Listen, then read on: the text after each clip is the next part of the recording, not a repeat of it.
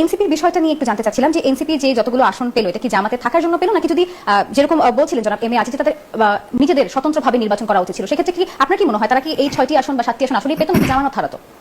এটা বলা যাচ্ছে না, তবে এবারে নির্বাচনে তারা যে বিজয় হয়ে আসছে এটা বাংলাদেশের রাজনীতিতে একটা নতুন ডাইমেনশন।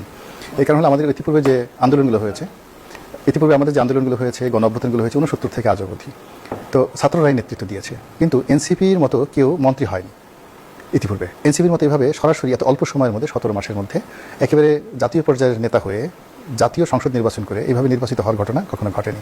তো যেহেতু তারা মন্ত্রী হয়েছেন, 3জন মন্ত্রী হয়েছেন, আবার এবার 7 জন তারা নির্বাচিত হলেন, এটা একটা নতুন দলের জন্য একটা বিরাট প্রাপ্তি এবং এরা যথেষ্ট স্মার্ট। মানে আমি আজিজ ভাইয়ের সঙ্গে এটা দ্বিমত পোষণ করি। জামাতকে আজিজ ভাই বলছে বোয়াল মাছ, তো জামাত যদি বোয়াল মাছের পরিবর্তে হাঙ্গরও হয় কিংবা নীল তেমিও হয়, তবুও নাসিরউদ্দিন পাটোয়ারিকে খেতে পারবে না, কারণ এরা মন্ত্রণালয় চালাই আসছে এবং গত 17 মাসে ডক্টর মোহাম্মদ ইউনূস বিশ্ব খেলোয়াড় তাকে চালাইয়েছে এবং বিএনপিকে চালিয়েছে, আওয়ামী লীগকে ভয় দেখিয়েছে। আপনি এক নাসিরউদ্দিন পাটোয়ারির কথা চিন্তা করেন, যদি নির্বাচন আর 15 দিন চলতো, মির্জা আব্বাস আত্মহত্যা করতেন। তাকে যে ভয় দেখানো হয়েছে, তার জীবন যেভাবে তেনা তেনা করে দেওয়া হয়েছে।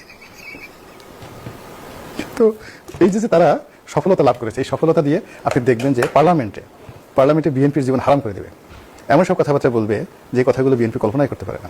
এবং পার্লামেন্টে ওই যারা গেছে তাদেরকে শিখিয়ে দেবে নিত্য নতুন কথা। ফলে এই রাজনীতিতে তারা এস্টাবলিশড হয়ে গেছে, এটাকে আপনি আর বন্ধ করতে পারবেন না, বরং এদের মাধ্যমে আপনি একটা নতুন রাজনীতি দেখতে পারবেন বলে আমি মনে করতেছি।